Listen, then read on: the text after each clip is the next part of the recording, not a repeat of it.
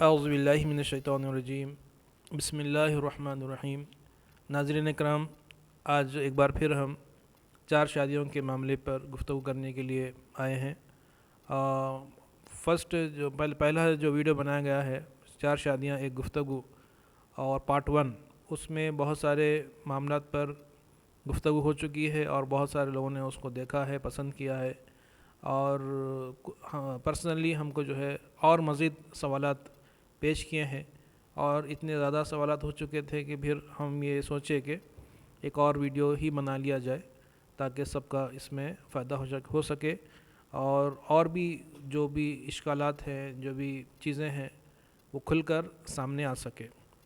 تو بہرحال اللہ تعالیٰ کا نام لے کے ہم اس گفتگو کو شروع کرتے ہیں، اور یہ اس نیت کے ساتھ کہ بھئی کوئی جو ہے ہم صحیح یعنی کہ نتیجے پر پہنچیں گے۔ بسم اللہ الرحمن الرحیم۔ تو پہلا سوال لیتے ہیں اس گفتگو کا۔ السلام علیکم ورحمۃ اللہ وبرکاتہ۔ پہلا سوال ہے، how will you manage in laws existing and upcoming? یعنی کہ سوال یہ ہے کہ جو سسرالی معاملات ہیں، ابھی موجودہ یہ جو ایک شادی کیے ہوئے ہیں ان کے سسرالی معاملات کو آپ کیسے ڈیل کریں گے، پھر اور جو شادیاں کرنے والے ہیں وہاں بھی سسرال بھی ساتھ لگ کر آئے گا تو وہاں کیسا ڈیل کریں گے۔ تو اس کا آنسر یہی ہے کہ کیونکہ یہ راہ جو ہے خدا کی راہ ہے، اللہ کی راہ ہے، اللہ کا راستہ ہے، نبی صلی اللہ تعالیٰ علیہ وسلم کا راستہ ہے، اور صحابہ کرام کا راستہ ہے، تو اس راستے میں اوپر سے اگر آپ دیکھیں گے تو دشواریاں تو نظر آئیں گی، لیکن جیسا میں پہلے فرسٹ پارٹ میں بھی میں نے کہا تھا کہ یعنی کہ اللہ کے راستے میں اللہ تعالیٰ جو ہے، اللہ کے راستے میں ہم جب کوشش کرتے ہیں تو اللہ تعالیٰ راستے کھولتا ہے۔ امید ہے کہ آپ اگر قدم لیں گے اور نیک نیتی کے ساتھ لیں گے تو اللہ تعالیٰ آسانی پیدا کرے گا۔ اب یہ رہی بات کہ یہ چیز لوگ ہمارے سماج میں ہضم ہوگی نہیں ہوگی، یہ تو چیز لگی ہوئی ہے، دشواریاں لگے ہوئے ہیں اور اس کو جھیلنا ہے۔ ایسا نہیں کہ کوئی آپ کو جو ہے آپ کی مبارکباد دے گا اور آپ کی ہمت افزائی کرے گا، ایسا کوئی نہیں ہوگا، بلکہ آپ پر تانے کریں گے، تشنے کریں گے، آپ کو تنگ کرنے کی کوشش کریں گے۔ لیکن آپ یہی سوچئے کہ آپ نیک راہ کی طرف آ رہے ہیں، آپ زنا کو چھوڑ رہے ہیں، زنا کی طرف نہیں جا رہے ہیں، یا بد نگاہی کی طرف نہیں جا رہے ہیں، تو بد نگاہی کا جو عذاب ہے، زنا کا جو عذاب ہے، سوشل میڈیا کے خرافات کا جو عذاب ہے، آپ اپنے دل کو، ذہن کو اس بات سے سکون دیجئے کہ اللہ تعالیٰ نے آپ کو عذاب سے بچا لیا ہے۔ یہ دنیاوی طور پر آپ کو کوئی تانا دے رہا ہے تو کوئی بحث کر رہا ہے، کوئی تنگ کر رہا ہے، تو یہ کتنی دیر کرے گا؟ 1 دن، 2 دن، 1 سال، 2 سال، پھر بعد میں ہر چیز نارمل ہو جائے گی۔ اللہ تعالیٰ سے امید ہے، اور ہم کوشش کر سکتے ہیں، دعا کر سکتے ہیں، اللہ تعالیٰ آسانی دے گا۔ جی، 4 شادیوں کے بغیر دوسرا کوئی اچھا نیک کام نہیں کر سکتے کیا؟ بہت اہم چیز ہے کہ یہ کیا معاملہ ہے کہ شادیوں کے پیچھے پڑے ہوئے ہیں، 4 شادی کرنا ہے، بہت ساری چیزیں ہیں، بہت ساری سنتیں ہیں، بہت سارے نیک کام ہیں جو کر سکتے ہیں، تو شادی ہی کیوں کرنا ہے؟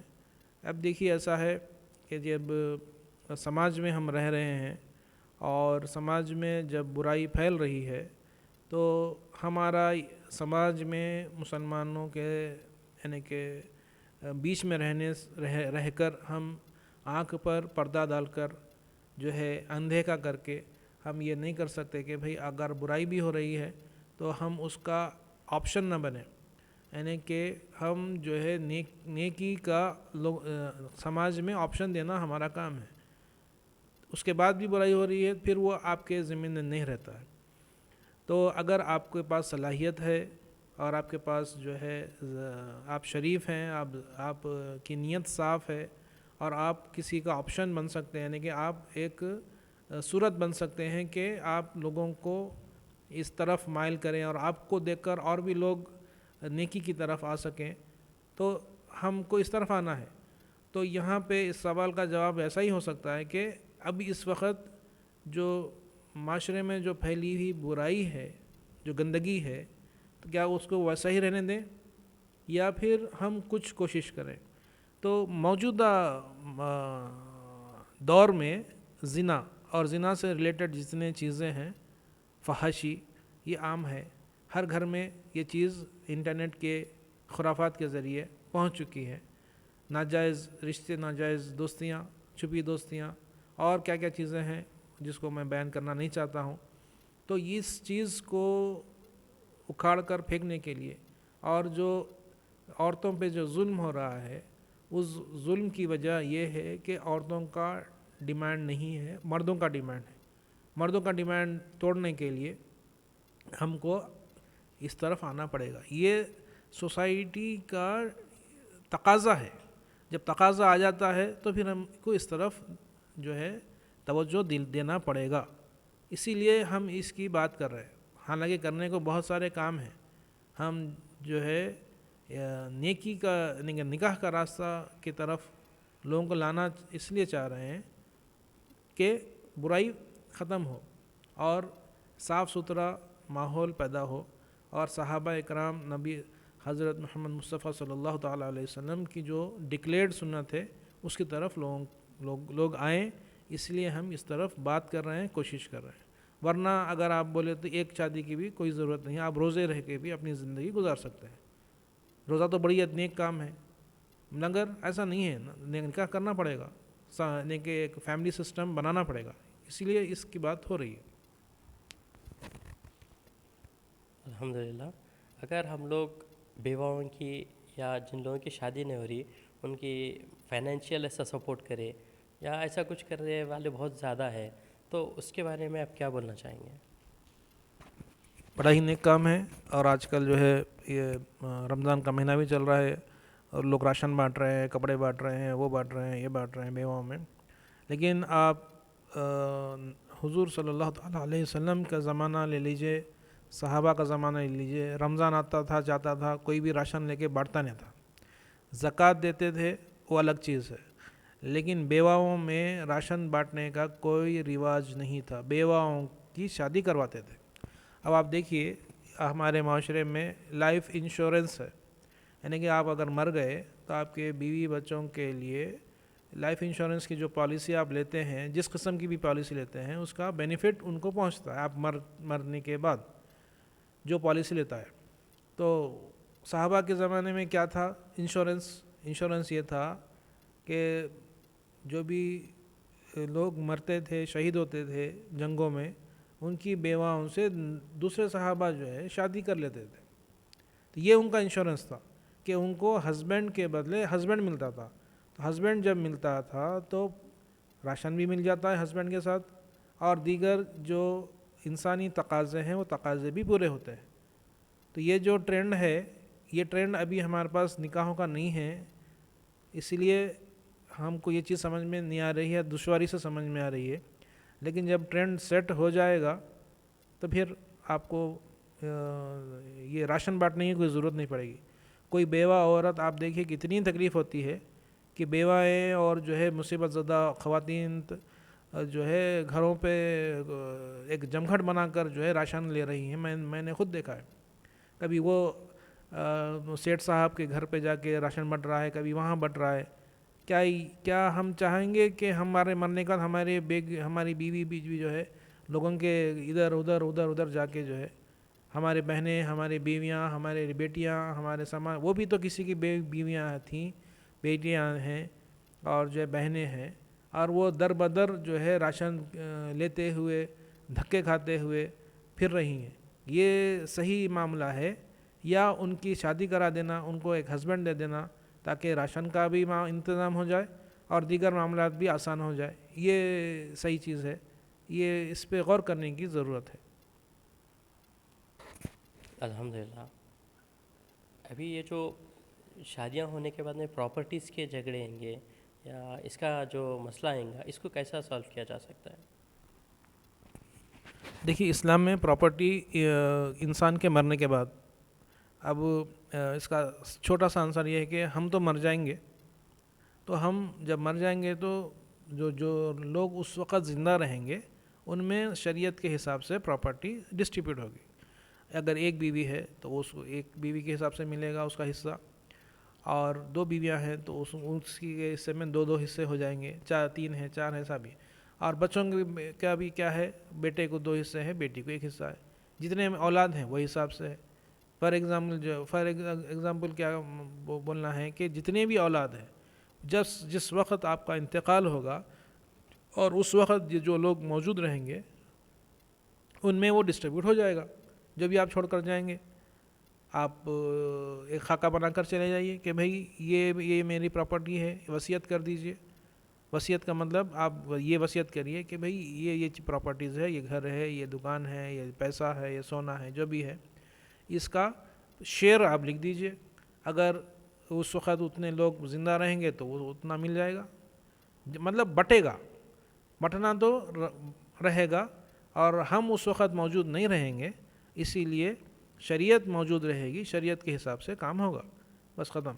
اس میں جھگڑے کا معاملہ نہیں ہوگا، کیونکہ ہمارے پاس جو قوانین ہیں وہ اتنے پاکیزہ قوانین ہیں کہ ہر ایک کو اپنا اپنا حصہ ملتا ہے. جب ہر ایک کو اپنا اپنا حصہ ملتا ہے تو اس میں سے تو کوئی ٹینشن کی بات نہیں ہے. ایسا تو نہیں ہے کہ کوئی کسی کے مال پہ قبضہ کر لے گا، ایسا تو نہیں ہے. آپ کوشش یہ کر سکتے ہیں آپ کی اپنی زندگی میں کہ آپ ترغیب دلائیں اور اس طریقے سے الگ الگ گھر لے کر دیں، یا جیسا بھی ہے ان کو یہ رجحان پیدا کریں کہ بھئی آپ جب میں نہیں رہوں گا اس وقت یہ پراپرٹیز آپ لوگوں کے رہیں گے، جیسا بھی فیوچر میں رہے گا. ایک آپ خاکہ بنا سکتے ہیں. ایگزیکٹلی تقسیم آپ اپنی زندگی میں نہیں کر سکتے. جب ہم زندگی میں کر ہی نہیں سکتے تو ہمارے کو اس کا ٹینشن لینے کی بھی کوئی ضرورت نہیں ہے. اور ویسے بھی اگر ایک ہی بیوی ہے اور ایک ہی بیوی کے بچے ہیں تو پراپرٹی ڈسٹریبیوٹ ہوگا، بدنیتی ہوگی تو ایک بیوی اور ایک بچوں میں بھی لوگ لڑ لیں گے. اگر آپ صحیح تربیت دیں گے، شریعت سکھائیں گے، سمجھائیں گے، تو جس کے پاس اللہ کا ڈر رہے گا، خوف رہے گا، وہ شریعت کے حساب سے اپنا حصہ لے گا. ورنہ جھگڑے ایک بیوی اور اس کے بچوں میں بھی ہوتے ہیں اور قتل و غارت گیری بھی ہوتی ہے. یہ معاملہ تربیت سے ہے اور شریعت کی آگہی سے ہے، نہ کہ ایک بیوی یا 4 بیوی یا 4 بیوی کے بچے، ایسا کوئی معاملہ نہیں ہے. سمجھے. جزاک اللہ سر. اگر چاروں بیویاں ایک ساتھ رہ رہی ہیں تو کیا پرابلمس آ سکتی ہیں؟ اس کا سولوشن کیا رہنا چاہیے؟ ہو سکتا ہے کیا ایسا؟ یہ ایک ساتھ رہنا، ایک چھت کے نیچے رہنا تو ممکن نہیں ہے. ان کے لیے الگ انتظام آپ کرایہ کا گھر لے سکتے ہیں، یا الگ کچن، الگ آپ ایک الگ الگ پورشنز لے سکتے ہیں، یا جیسا بھی آپ کا حیثیت ہے وہ حیثیت کے حساب سے آپ کام کر سکتے ہیں. تو اگر ایسا ممکن ہو جاتا ہے کہ ایک ہی چھت پہ رہنے، بڑی اچھی بات ہے. آپ کے طرز عمل پر اس کا انحصار ہے، کس طریقے سے آپ کے تعلقات ہیں، آپ کا دبدبا کیسا ہے، اس کے حساب سے معاملات ہیں. تو اگر اس کو مینیج کر سکتے ہیں بڑی اچھی بات ہے. مینیج نہیں کر سکتے ہیں، آپ کی اپنی حیثیت سے اس کو اب دیکھیے. یہ جس کی سنت ہے، آپ یہ سوچئے کہ ان کے پاس کتنے گھر تھے، کتنے محلات تھے. رسول اللہ صلی اللہ تعالیٰ علیہ وسلم کی یہ مبارک سنت ہے، اور آپ صلی اللہ تعالیٰ علیہ وسلم نے اس سنت کو ڈکلیئر کیا ہے کہ یہ نکاح میری سنت ہے. تو جب انہوں نے ڈکلیئر کیا تو آپ دیکھیے ان کا حجرہ، ان کا کمرہ کہ کیا تھا، اتنا بالکل چھوٹا سا کمرہ، حجرہ، بس وہی گھر ہے، وہی مکان ہے، بس ختم. تو آپ اگر جو ہے خرچیلے قسم کے انسان ہیں تو آپ مینیج نہیں کر سکتے ہیں. اسراف کرنا چاہ رہے ہیں تو آپ بالکل بھی کچھ بھی نہیں کر سکتے. آپ ایک بیوی کو بھی آپ نہیں سنبھال سکتے اگر آپ اسراف کرنے والے ہیں. اب ہماری شادیاں دیکھ لیجئے کیسا وہاں پہ 10 لاکھ 50 لاکھ کے جو ہے شادیاں ہو رہی، 5 ہزار لوگوں کو کھانا کھلایا جا رہا ہے، بڑے بڑے شادی خانے لیے جا رہے ہیں. 100 قسم کی رسمیں ہو رہی ہیں شادی سے پہلے، 100 قسم کی رسمیں بعد میں ہو رہی ہیں. کیا ہے یہ؟ ایسے میں تو آپ 50 شادیاں کر سکتے ہیں. اتنا خرچہ ہو رہا ہے ایک شادی میں. تو جتنا آپ مینیج کر سکتے ہیں اللہ کے ڈر کے ساتھ آپ مینیج کر سکتے ہیں. جو مینیج نہیں کر سکتا وہ ایک شادی بھی مینیج نہیں کر سکتا، اسراف کر لیتا، اور بعد میں اسراف کی سزا جو ہے اس طریقے سے ملتی کہ یا تو ان لوگوں کا طلاق ہو جاتا، یا پھر اولاد بھی ہوتی تو اولاد انتہائی نافرمان ہوتی ہے، اور اس کا خامیازہ دنیا میں ہی وہ لوگ بھگتتے ہیں. تو اس میں ہم کو کوئی ٹینشن کی کوئی جو ہے ضرورت نہیں ہے. اللہ کا راستہ ہے توکل علی اللہ. वला हौला वला कुव्वत इल्ला बिल्लाह। क्या दूसरी शादी के लिए बीवी और बच्चों की इजाज़त लेना ज़रूरी है? देखिए, जहाँ ये जो सवाल है ये पार्ट 1 में जो आखिरी सवाल किया गया था उसका एक छोटा सा हिस्सा था, और उस वक़्त क्योंकि एक सवाल में 2 सवाल किए गए थे तो ये छूट गया था सवाल। तो इजाज़त आप अगर लेना चाह रहे हैं तो आप सिर्फ इत्तला दे सकते हैं, इत्तला दे दीजिए कि हम शादी कर रहे हैं, क्योंकि इत्तला देना ज़रूरी है। क्योंकि शादी जो है, निकाह जो है बोल कर किया जाता है, ज़िना जो है छुप कर किया जाता है। आप क्योंकि ज़िना नहीं कर रहे हैं, आप निकाह कर रहे हैं, आप बोल दीजिए कि मैं निकाह कर रहा हूँ, बस ख़त्म। अब वो आपकी औलाद झगड़ती है, अगर बीवी झगड़ती है तो वो झगड़ते रहे, आपके उसके उनके झगड़े में आपको मालूम हो जाएगा कि वो कितने आपके ताबेदार हैं। 1-2 दिन, 3 दिन, 4 दिन, 10 दिन, 15 दिन, 1 महीना, 2 महीना, उसके बाद फिर सब चीज़ नॉर्मल हो जाएगी, मैनेज हो जाएगा अल्लाह के हुक्म से, अल्लाह की तायद से। लेकिन इजाज़त की कोई ज़रूरत नहीं है। हम इजाज़त लेते बैठेंगे तो कुछ भी नहीं होगा, वो उल्टा और बदनामी होगी कि आप इजाज़त लेते बैठेंगे, आप डिस्कशन करते बैठेंगे। डिस्कशन करने का मामला नहीं है, ये अमल है, ये एक नेक अमल है, नेक अमल करने का रहता, गुफ्तगू करने का नहीं रहता, डिस्कशंस करने का नहीं रहता। इजाज़त लेने की भी औलाद से तो ज़रूरत ही नहीं है, औलाद की क्या अहमियत है, आप बाप है, आपकी अहमियत है। और जहाँ तक बीवी का मामला है, बीवी को आप बोल दीजिए, बस ख़त्म। आप 4 शादियों पे ज़्यादा तवज्जो दे रहे हैं जबकि दूसरे उलमा नहीं दे रहे हैं, ऐसा क्यों? बहुत अहम सवाल है कि भाई मैं ही इस पर क्यों बात कर रहा हूँ और ऑन कैमरा क्यों बात कर रहा हूँ, उलमा कराम क्यों बात नहीं करें। उलमा कराम का काम है, ये बहुत अच्छी बात है। इसमें इसका जवाब ये है क्योंकि देखिए, हम जिस इलाक़े में रह रहे हैं और जिस माहौल में हम ज़िंदगी गुजार रहे हैं, यहाँ पर एक शादी ही बड़ी ही मुश्किल से 30-35 साल में हो रही है। एक शादी के लिए भी इतना लोग रोते हैं कि भाई ऐसा मामला होता कि भाई क्या हो जा रहा। आप गौर करे होंगे कि खुफिया तौर पे ये जहनों में बिठाया जा रहा है कि शादी करने के बाद वो कोई जो है, आप जो बीवी के ग़ुलाम बन जाते हैं, वो हो जाता है, ये हो जाता है, क्या हो जाता है मालूम नहीं है। बहरहाल जो है निकाह एक अज़ाब है, एक कठिनाई है, और जो बीवी है वो एक बला है, वो एक मुसीबत है, उसकी किट है, उसके फलां है। बहरहाल इतना नेगेटिव तारुफ किया जाता है निकाह का कि लोग इतने डरते हैं निकाह करने से कि भाई आजकल का जो ज़माना है वो ऐसा है कि बिल्कुल निकाह से लोग दूर हो जा रहे हैं, फैमिली सिस्टम से दूर हो रहे हैं। यूरोपियन कंट्रीज़ के जो फ्री यानी कि फ्री स्टाइल जो है उन लोगों का मामला है, फ्री रिलेशन वाला, उसकी तरफ आ रहे हैं, लेकिन निकाह नहीं कर रहे। हालांकि 3 चीज़ों में जल्दी करना है। एक, नमाज वक्त हो गया, नमाज़ पढ़ लेना है। किसी का इंतकाल हो गया, जल्द से जल्द दफना देना है। लड़का लड़की जवान हो गए तो जल्द से जल्द उनके निकाह का मामला करना है। हुज़ूर सल्लल्लाहु अलैहि वसल्लम ने भी फरमाया है, जो पहले भी मैंने अर्ज़ किया हूँ पार्ट 1 में, कि ए नौजवानों के ग्रोह, निकाह करो जिसके पास ताकत है, और जो नहीं कर सकते हैं वो रोज़े रख के अपनी शहवत को क्या है ठंडा करो। तो इससे भी पता चलता है कि ये निकाह हुए तक आप रोज़ा रखना है और अपने आप को कंट्रोल, रोज़ा रखने से एक मलूकी कैफियत, एक रूहानी कैफियत पैदा हो जाती है, इसलिए इंसान जो है बुराई से बचता है। अब ये तमाम मामलात हैं, एक मामला नहीं है। तो इसलिए क्योंकि इस पे कोई बात कर नहीं रहा है, और जो बात कर भी रहे हैं वो बिल्कुल खुफिया तौर पे कर रहे हैं, और माहौल निकाह का नहीं है। मैं बार बार अर्ज़ कर रहा हूँ, बार बार मैं बोल रहा हूँ, हम आँखें बंद करने से बुराई ख़त्म नहीं होती है। बुराई है, मौजूद है, और इतनी ज़्यादा फैल गई है ये मर्ज़, ये कैंसर, ये जो है ये बुराई वाला, ये ज़िना वाला, ये बदनिगाही वाला, ये फहाशी वाला, इतना गैर महसूस तरीक़े से फैल गया है। आप ख़ुद गौर करिए कि ख़ानदानों में जो रिश्ते हैं, यानी कि कज़न्स वाले जो रिश्ते हैं और दीगर जो रिश्ते हैं, यानी कि जो नामहरम लोग हैं आपस में, انتہائی فریلی بات کر رہے ہیں، فری ایک دم فری، ایسا محسوس ہو رہا ہے کہ وہ لوگ سگے بھائی بہن ہیں.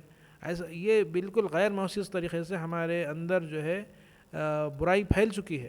اسی لیے ہم کو یہ اٹپٹا نظر آ رہا ہے کہ کوئی نکاح کی بات کر رہا ہے. ہر ایک کو برائی کی عادت پڑ گئی ایسا محسوس ہو رہا ہے، اور برائی کی عادت پڑنے سے سب خاموش ہیں کہ بھائی جیسا چل رہا ہے چلنے دو، ایک شادی ہو جاتی ہے ہو جانے دو، جیسا گزرتی ہے زندگی یعنی کہ جو خرافات کے ساتھ اور جو ہے زنا کے ماحول میں جیسا گزر رہی ہے، سب سے چھپی ہوئی، بس یہ گزرتے رہے، اور یہ جیسا معاملہ چل رہا ہے ویسا چلتا رہے. یہ سب خاموش ہیں اس معاملے میں. اب ہم تو خاموش نہیں رہ سکتے نا بھئی، برائی ہم کم سے کم بول سکتے ہیں. آپ ہاتھ سے نہیں میں ہاتھ سے نہیں، میرے پاس طاقت نہیں ہے کہ میں ہاتھ سے روک سکوں، لیکن میرے پاس ایک چینل ہے چھوٹا سا جس میں تھوڑے سے لوگ آ کے دیکھتے ہیں. کم سے کم میں بول تو سکتا ہوں.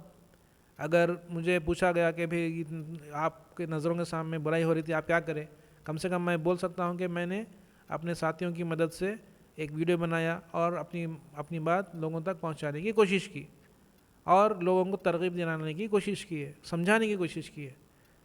یہ تو میں بول سکتا ہوں، اور ہمارے جو بھی ساتھی ہمارا ساتھ دے رہے ہیں وہ بھی بول سکتے ہیں. اب دیکھیے، جو بھی چیز آج اگر ہم کو سمجھ میں نہیں آ رہی ہے، جیسا کہ فار ایگزامپل ہم ہندوستان میں رہ رہے ہیں، تو حضرت ٹیپو سلطان رحمۃ اللہ علیہ کو 1799 میں ان شہید ہوئے. ان سے ایک بات 18 سال پہلے ان کے والد صاحب شہید ہوئے. تو ان کو جو چیز سمجھ میں آئی کہ انگریز بہت خبیث ہیں اور وہ ٹریڈنگ کے لیے نہیں آئے، ہم کو غلام بنانے کے لیے آئے، وہ ان کو کب سمجھ میں آیا؟ 18ویں صدی میں سمجھ میں آ گیا، اور 49 سال کی عمر میں وہ شہید ہو گئے. لیکن وہی چیز باقی کے لوگوں کو کب سمجھ میں آیا؟ کسی کو 50 سال کے بعد سمجھ میں آیا، کسی کو 100 سال کے بعد سمجھ میں آیا، کسی کو 150 سال کے بعد سمجھ میں آیا. مگر سمجھ میں آیا ضرور، لیکن کسی کو پہلے سمجھ میں آ گیا، کسی کو بعد میں سمجھ میں آ گیا. اب ہم کو اب سمجھ میں آ گیا، ہو سکتا ہے کہ تھوڑے لوگوں کا اور 2 سال کا سمجھ میں آئے، 10 سال کا سمجھ میں آئے، لیکن سمجھ میں آئے گا ضرور کہ نکاح ہی ایک ایسا راستہ ہے جس کے ذریعے برائی کا خاتمہ کیا جا سکتا ہے. اور عورتوں کی بھلائی نکاح میں ہے، مردوں کی کوئی بھلائی نہیں ہے. مردوں کی تو کمر ٹوٹ جاتی ہے سب کی ذمہ داری لیتے ہوئے. مردوں کو گناہ کرنا بڑا آسان ہے، فری میں گناہ ہو جا رہا ہے، لیکن نکاح کرنا بڑا مشکل ہے. یہ سوچنے کی ضرورت ہے، ہم نکاح کرنے سے ہمارا کیا فائدہ ہے؟ ہمارا کوئی فائدہ نہیں ہے. ہم عورتوں کا فائدہ ہے، اس میں ان کی کفالت کا معاملہ ہے. یہ جو بازارو خواتین ہیں، وہ جب تک وہ جوان رہیں گی تبھی تک آدمی ان کے پاس جائے گا، ان کو پیسہ دے گا. جب وہ بوڑھی ہو جائیں گی تو کون ان کو پالے گا؟ لیکن جو ہماری بیوی جب بوڑھی ہو جائے گی تو ہم ہی ان کو پالیں گے، ہم ہی ان کا خرچہ اٹھائیں گے، ہم ہی ان کی بیماری کا بھی علاج کریں گے، بلکہ دفنانے تک ہم ہی ان کا جو ہے وہ کریں گے. اور ہمارے بچوں کو ہم تاکید کریں گے کہ اگر ہم مر بھی جائیں تو اپنی اماں کا جو ہے خیال رکھیں، ان کے لیے پیسہ چھوڑ کر جائیں گے، ان کے لیے پالیسیز لیں گے، ان کے لیے کئی چیزیں کر کے جائیں گے، ان کے لیے ان کو جو ہے سونا دیں گے، ان کے لیے کئی چیزیں دیں گے ہم. تو یہی فرق ہے نکاح میں زنا میں. تو آدمی اگر زنا سے چھوڑ کر نکاح کی طرف آنا چاہ رہا ہے، اس میں خواتین کا فائدہ ہے. اور ہم اس لیے بول رہے ہیں کہ کوئی دوسرا کھل کر نہیں بول رہا ہے، چھپ کر تو بول رہے ہیں، لیکن کھل کے نہیں بول رہا. ایسا محسوس ہو رہا کہ نکاح جو ہے زنا بن گیا ہے اور زنا جو ہے نکاح بن گیا ہے. ایسا ماحول ہے، اس ماحول کو بدلنا چاہ رہے ہیں ہم، بس ایک کوشش ہے. الحمدللہ، ماشاءاللہ. آپ اسپیچ دیتے ہیں اس کے تعلق سے، 4 شادیوں کے تعلق سے، کیا آپ کرنا چاہ رہے یا کیا ہے آپ کا ارادہ اس میں؟ دیکھیے، ارادہ تو بہت نیک ہے. اب یہ 4 شادی کا جو معاملہ ہے، عنوان بھی ہمارا 4 شادی، لیکن آپ یہ سوچئے کہ آپ 1 سے تو آگے بڑھیے نا، 2 پہ آئیے، 2 کے آگے جائیے، 3 پہ آئیے، 3 کے آگے جائیے، 4. یعنی کہ آپ کو اگر آپ بالکل منفرد انسان ہیں، لاکھوں کروڑوں میں ایک ہیں، تبھی آپ کی 4 شادیاں ہوں گی. 4 شادیاں اچانک نہیں ہو جائیں گی. تو ہمارا ارادہ تو بڑا نیک ہے. اگر کوئی تیار ہے اور ہمارے شرائط پہ تیار ہے، تب پھر ہم اس کے اوپر یعنی کہ ارادے کو پکا کرنے کے لیے بھی بالکل قدم آگے بڑھانے کے لیے تیار ہے. لیکن کوئی ہو جو ہم سے نکاح کرے اور ہمارے اپنی شرائط پہ کرے، کیونکہ ہم ایک تو بدنام ہوں گے، وہ بھی ہم سہ رہے ہیں، ہمارا خرچہ ہم کو دوسرا خرچہ بھی مینیج کرنا پڑے گا، وہ بھی اس کے لیے ہم تیار ہیں. ہم ذمہ داری لینا چاہ رہے ہیں. ہم عورتوں کے پیسوں پہ پلنے والے لوگ نہیں ہیں، ہم عورتوں کو اپنے پیسے پہ پالنے والے لوگ ہیں اللہ کے فضل و کرم سے. تو ہم جب قربانی دے رہے ہیں تو شرائط بھی ہماری ہی ہوں گی. تو ہماری شرائط پر اگر کوئی تیار ہوتا ہے تو بڑی اچھی بات ہے، ہم بھی بسم اللہ کرنے کے لیے تیار ہیں. بالکل ہم صرف باتیں نہیں کریں گے بلکہ کام بھی کریں گے ضرور انشاءاللہ تعالی. الحمدللہ. ابھی یہ صحابہ کا دور نہیں ہے تو کیا یہ سوسائٹی میں اب یہ پاسبل ہے؟ دیکھیے صحابہ کا دور نہیں ہے لیکن ہمارے گھر میں قرآن شریف ہے. صحابہ کے دور میں جو قرآن شریف تھی آج بھی وہی قرآن شریف ہے، اس میں کوئی تبدیلی نہیں ہے. صحابہ کا جو اللہ تعالیٰ تھا ہمارا خدا، وہ ہمارا بھی وہی خدا ہے، اس میں بھی کوئی تبدیلی نہیں ہے. صحابہ کے جو رسول اللہ صلی اللہ علیہ وسلم تھے ہمارے بھی وہی رسول اللہ صلی اللہ علیہ وسلم ہے. ہاں ماحول چینج ہو گیا بڑا ٹھیک ہے، ہم صحابہ کے دور سے دور ہیں، لیکن دیکھیے ایک صحابیہ ہے، وہ ان کا نام میں فی الوقت بھول رہا ہوں. تو بہرحال جو ہے صحابہ کرام بھی اور صحابیات بھی اپنے شوہروں کے انتقال کے بعد وہ دوسرا نکاح کرتے تھے، تیسرا کرتے تھے. تو بولنے کا مقصد یہ ہے صحابہ کا دور نہیں ہونے سے کوئی فرق نہیں پڑتا ہے، کیونکہ ہم صحابہ کے ماننے والے ہیں. اب ہمارے سوسائٹی میں دیکھیے، ہمارے مسلمانوں میں دیکھیے کئی فرقے ہیں، لیکن مجموعی طور پہ دیکھیے دو فرقے ہیں، ایک سنی ہے ایک شیعہ ہے. شیعہ لوگ اہل البیت کی طرف زیادہ ان کا رجحان ہے اور سنی لوگوں کا رجحان زیادہ صحابہ کی طرف ہے. میں کہتا ہوں آپ اہل بیت کو چاہیے یا صحابہ کو چاہیے، لیکن ان کے عمل کو چاہیے.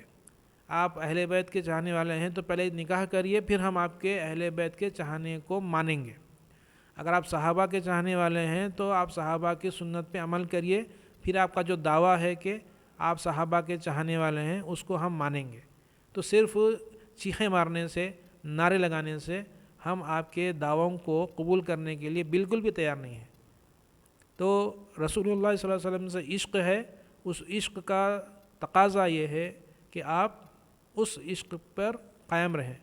اب دیکھیے جیسا پچھلے بار بھی میں نے کہا، مکی دور ایک تھا، مدنی دور ایک تھا. مکی دور میں خوب مصیبتیں، خوب پریشانیاں صحابہ پر ہی آئی ہیں. حضرت بلال رضی اللہ عنہ پر آئی ہیں، حضرت ابو بکر صدیق رضی اللہ تعالیٰ عنہ پہ آئی ہیں، اور حضور صلی اللہ علیہ وسلم کے کئی واقعات ہیں. طائف میں آپ کو جو ہے پتھر مارے گئے. اب دیکھیے مدنی دور میں فتوحات کا دور ہے، فتح حاصل ہوئی اور آہستہ آہستہ اسلام کا غلبہ ہوا. تو کچھ لوگ ہوتے ہیں جو اس وقت قدم آگے بڑھاتے ہیں جب کوئی بھی اس چیز میں نہیں آتا، جیسا کہ حضرت بلال رضی اللہ تعالیٰ عنہ، حضرت جو ہے علی رضی اللہ تعالیٰ عنہ، حضرت عمر فاروق رضی اللہ تعالیٰ عنہ، حضرت عثمان غنی رضی اللہ تعالیٰ عنہ، اور جو ہے دیگر صحابہ اکرام، انہی اصحاب کو بولتے ہیں سابقون الاولون، اور انہی کے بارے میں بہت ساری جو فضائل ہے. تو ابھی یہ دور میں بھی آپ اس چیز کا انتظار کریں گے کہ بھئی یہ دور صحابہ کا دور جب آ جائے گا، وہ جو ماحول آ جائے گا پھر میں ارادہ کروں گا، تو وہ ضرور آ جائے گا، لیکن کسی نہ کسی کو پہل تو کرنا پڑے گا نا. اسی لیے ہم اس چیز پر گفتگو کر رہے ہیں کہ ہماری محبت، اہل البیت سے محبت، صحابہ سے محبت، اور رسول اللہ صلی اللہ تعالیٰ علیہ وسلم سے محبت، اور خود اللہ تعالیٰ سے ہماری جو محبت اس وقت تک کامل نہیں ہوگی جب تک کہ ہم اللہ کے احکامات پہ عمل نہیں کریں گے، جس میں سب سے اہم حکم آج کے دور کے حساب سے فَانْكِحُوا مَا طَابَ لَكُمْ، نکاح کرو اپنی پسند سے، دو تین چار، یا استطاعت نہیں ہے تو اگر ڈر ہے تو ایک. تو اللہ کا حکم ہے اور ہمارا عشق کا تقاضا ہے، ہم اس کے طرف آنا چاہیے، چاہے ہم کو پہل کرنا پڑے، ٹرینڈ قائم کرنا پڑے، اور ہمارے ٹرینڈ کو فالو کرتے ہوئے دوسرے لوگ بھی آئیں گے تو ان کا بھی ثواب ہمارے حصے میں بھی آئے گا. ایک وقت کا واقعہ ہے کہ ایک غزوے کے لیے، ایک جنگ کے لیے حضور صلی اللہ تعالیٰ علیہ وسلم جو ہے سب سے مالی امداد، یعنی کہ جنگ کے لیے مالی امداد جمع کرنے کے لیے بولے ہیں. تو سب سے پہلے کوئی بھی جا کے نہیں لا رہے تھے، ایک صحابی جا کر، انصاری صحابی جا کے اپنے گھر میں جو بھی تھا لا کے صحن مسجد میں، مسجد نبوی میں وہ رکھے۔ حضور صلی اللہ علیہ وسلم بہت خوش ہوئے، اور ان کو دیکھ کر باقی کے صحابہ بھی اپنے اپنے گھروں کو جا کے کچھ نہ کچھ جو بھی انہوں وہ تعاون کر سکتے تھے جنگ میں، اللہ کے مسجد میں جمع کرنے لگے، اور اتنا بڑا ڈھیر لگ گیا۔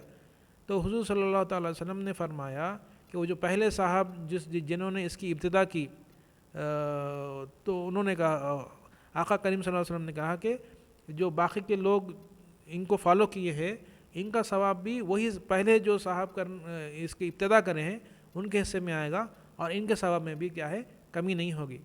تو ہم کو قدم آگے بڑھانا پڑے گا تاکہ باقی کے لوگوں کو بھی جو ہے اس طرف آنے کی جو ہے یعنی کہ ان کو توجہ ملے۔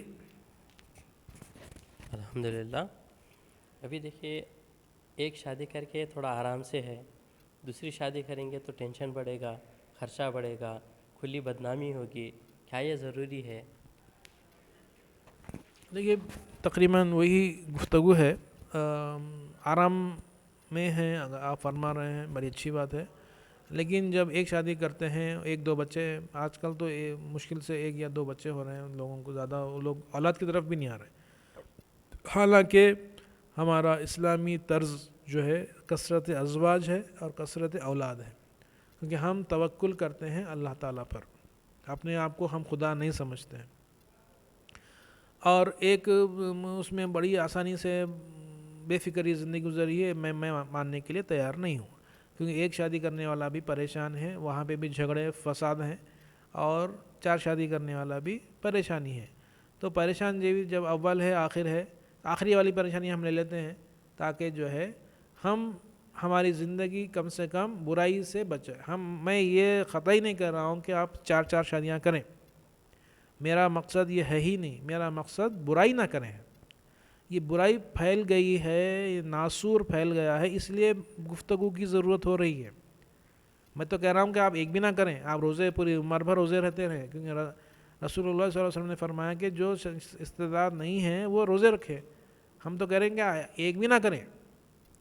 ہمارے معاشرے میں کیسا ہے، ایک شادی کو لازماً ایسا دکھتا کہ وہ فرض ہے، کوئی ایک شادی کرنا ہی کرنا، پیچھے پڑ جاتے کہ شادی نہیں ہو رہی، شادی نہیں ہو رہی، شادی نہیں ہو رہی، شادی نہیں ہو رہی، شادی کیوں نہیں کر رہے ہیں، نوکری بھی ہو گئی، شادی نہیں کر رہے ہیں، اس کی پکڑ کے شادی کرا دیتے، حالانکہ وہ انتہائی نالائق اور خبیث انسان رہتا، اور کہتے ہیں کہ وہ شادی کرے تو سدھر جاتا، فلاں ہو جاتا، بیوی آئی تو وہ ہو جاتا، یا کچھ بھی نہیں ہوتا۔ ایسا شریف انسان ہی شرافت سے رہتا، خبیث انسان شادی کر لو، کچھ بھی کر لو، وہ سدھرنے کے لیے تیار نہیں رہتا۔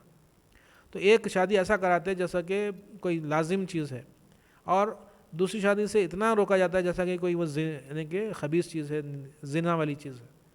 جو شادی کر سکتا ہے وہ اسی کی شادی کرانا ہے، اور اسی کو ترغیب دینا ہے، اسی شریف انسان پر اور ذمہ داری دینا ہے، اور جو نہیں کر سکتا، جو خبیث ہے، جو ظالم ہے، جو ہے نااہل ہے طبی اعتبار سے بھی، اس کو چھوڑ دینا، اس کے پیچھے نہیں پڑنا۔ اور اس سے خواتین کا بہت زیادہ بڑا فائدہ ہے۔ ہمارا تو آپ جیسا بول رہے ہیں کہ ایک شادی میں بڑی سکون سے زندگی گزر رہی ہے، اور فائنینشلی بھی ہم سکون سے ہیں، صحیح بات ہے، یہ ہم کو مینیج کرنا پڑے گا، لیکن مینیج ہو جائے گا۔ اب دیکھیے، جو ایک شادی کر لے کے بیٹھے ہیں وہ لوگ کتنا خرچہ کر رہے ہیں، الگ الگ جو ہے ایک سے ایک کار خرید لے رہے ہیں، ایک سے ایک جو ہے گھڑیاں خرید رہے ہیں، ایک سے ایک فیشن کر رہے ہیں، ایک سے ایک بلڈنگز خرید رہے ہیں، کر رہے ہیں کیا پھر آخر میں؟ یعنی کہ جو پیسہ آ رہا، ایکسٹرا پیسہ جو آ رہا، وہ فضولیات میں، خرچوں میں جا رہا۔ ویسے لوگوں کے لیے ہم کہہ رہے ہیں کہ آپ خرافات اور جو ہے فضول خرچی کرنے کے بجائے آپ نکاح میں اپنا پیسہ لگائیے۔ ٹھیک ہے، آپ غریب ہیں، صحابہ سے غریب اور کون تھا جن کے جو فاقے کرتے تھے، لیکن وہ نکاح میں کبھی قناعت نہیں کرے۔ تو یہ مینیج کرنے کی ضرورت، ایک روٹی ہے آدھی آدھی کر کے کھائیے، 4 لوگ ہیں اس کو اور 2 ٹکڑے 4 ٹکڑے کر کے کھائیے، مثال دے رہا ہوں میں، یعنی کہ مینیج کر سکتے ہیں، اللہ تعالیٰ کی مدد آئے گی۔ وہ والذین جاہدوا فینا لنہدینہم سبلنا، جو ہمارے راستے میں کوشش کرتا ہے ہم اس کے لیے راستے فراہم کرتے ہیں، یہ اللہ تعالیٰ کا وعدہ ہے۔ الحمدللہ۔ یہ 4 شادیاں کرنے کے لیے کیا ریکوائرمنٹ یا ایبلٹی کی ضرورت ہے اور مینٹیننس کا اس کا کیسا ہوگا؟ دیکھیے، میں یہ جو سوال ہے، یہ سوال یہ سوال میں اور ایک سوال پوچھنا چاہ رہا ہوں کہ ایک شادی کی ایبلٹی کیسا آپ ٹیسٹ کریں؟ کوئی لیبارٹری ٹیسٹ ہے کیا اس کا؟ ایسا نہیں ہے نا. آپ کو محسوس ہو جاتا ہے کہ آپ ایک شادی کے اہل ہیں، اور جو آپ کو لڑکی دے رہا ہے وہ بھی تو آپ کے بارے میں تحقیق کرے گا. ایسا آنکھیں بند کر کے کوئی بھی آپ کو لڑکی نہیں دے گا. تو جس طریقے سے ایک شادی کے اہل ہیں نہیں ہیں ہم کو پتہ چلا نہیں چلا، اسی طریقے سے ہم کو جو ہے یہ پتہ نہیں چلے گا کہ آپ 4 کے وہ قابل ہیں یا 3 کے قابل ہیں یا 2 کے قابل ہیں. آپ ایک شادی کریں، پھر دوسرے کا ارادہ کریں، اگر دوسری ہو جاتی ہے بڑی اچھی بات ہے. اس کے بعد تیسری کا ارادہ کریں، تیسری بھی ہو جاتی ہے اور اچھی بات ہے. اگر آپ بہت ہی آپ منفرد انسان ہیں تو کوئی آپ کو نکاح کے لیے لڑکی دے گا تبھی آپ کریں گے. تو اگر کوئی دے رہا ہے آپ شادی کر لیجئے، وہی آپ کے لیے کرائٹیریا ہے بس. اس کا کوئی ضابطہ، کوئی وہ نہیں ہے، کوئی ٹیسٹنگ نہیں ہے کہ آپ قابل ہیں یا نہیں ہیں. فائنانس کا تو میں آپ کو بتا دیا، وہ تو آپ کو مینیج کرنا پڑے گا، اور آپ اپنے شرائط پہ کریں. ایسا نہیں کہ آپ کوئی یعنی فضول خرچیاں کرنا شروع کر دیں. آپ یہی بولیں کہ آپ 2 وقت کی روٹی اور 2 جوڑے کپڑے آپ دے سکتے ہیں، گھر دے سکتے ہیں، ختم ہوگی بات. یعنی بیسک نیڈ آپ پورا کر سکتے ہیں، اس سے زیادہ آپ نہیں کر سکتے. آپ نکاح کے وقت ہی بول دیں، پھر آپ کر سکتے. الحمدللہ. ایک خرافاتی سوال ہے. کچھ خواتین اس کے اگینسٹ میں یہ بول رہی ہیں کہ عورت کیوں نہیں کر سکتی جب وہ مالدار ہے، کیپیبل ہے، اور اگر وہ کرنا چاہ رہی تو ہسبینڈ سے اجازت لینا یا خلا لینا، ڈیورس لینا، کیا کرنا؟ اس کا چھوٹا سا آنسر ہے، ہمارے پاس ہمارے اسلام میں اس کی اجازت نہیں ہے، بس ختم. اور دوسری چیز یہ ہے کہ اگر آپ عورتیں شادیاں کرنا شروع کر دیں گی 4 تو جو اولاد ہوگی اس کی کفالت کون کرے گا؟ تو یہ بالکل ہی جو ہے نیچر کے خلاف چیز ہے. اسی لیے عورتوں کو اجازت نہیں ہے، آدمیوں کو اجازت ہے. آدمیوں کا بلکہ آدمیوں کو حکم ہے، اس لیے عورتیں نہیں کر سکتی ہیں. وہ اجازت کی تو آپ کو سوال کا کوئی وہ نہیں ہے. بہرحال یہی چیز ہے کہ اس کا اللہ تعالیٰ نے حکم نہیں دیا، بس ہم کو نہیں کرنا ہے. اسلام کا مطلب ہے ہم اپنے ول کو اللہ تعالیٰ کے سپرد کر دیں گے، جیسا کہا جا رہا ہے بس آپ کو کرنا ہے. الحمدللہ. جب دوسری شادی ہو جاتی یا پہلی شادی میں ڈیورس ہوتا اور والد اپنے بچوں کو ماں سے نہیں ملنے دیتے تو کیا کرنا چاہیے؟ یہ تھوڑا سا الگ ٹاپک سے ہٹ کے سوال ہے، پھر بھی جو ہے یہ خبیث آدمیوں کی، ظالم آدمیوں کی نشانی ہے. اسی لیے ہم کہہ رہے ہیں کہ شریف آدمیوں کو آگے بڑھنا ہے. اس ظالموں سے شادی کرنے سے ہی یہی خرافات ہوتے ہیں کہ وہ پہلے شادی کرتے ہیں، 1-2 سال کے بعد، 1-2 بچوں کے بعد وہ ظلم کرتے ہیں، پھر طلاق ہو جاتی ہے، پھر ایک جھگڑے، ایک فساد ایک برپا ہو جاتا ہے. یہ آدمیوں کا ڈیمانڈ ہے. ہم یہی تو چاہ رہے ہیں کہ آدمیوں کا ڈیمانڈ ختم ہو، عورتوں کا ڈیمانڈ شروع ہو جائے. لوگ ترسیں عورتوں کے لیے کہ کوئی تو مل جائے کہ جس سے ہم شادی کر لیں. یہ شریف آدمیاں جب آگے بڑھیں گے اور کثرت ازواج کریں گے اور عورتوں کا مارکیٹ سے معاملہ شارٹ ہو جائے گا، ڈیمانڈ بڑھ جائے گا، پھر عورت اپنی ڈیمانڈ کے حساب سے اپنی چوائس بڑھ جائے گی عورت کی. تو یہ حساب سے آپ کر سکتے.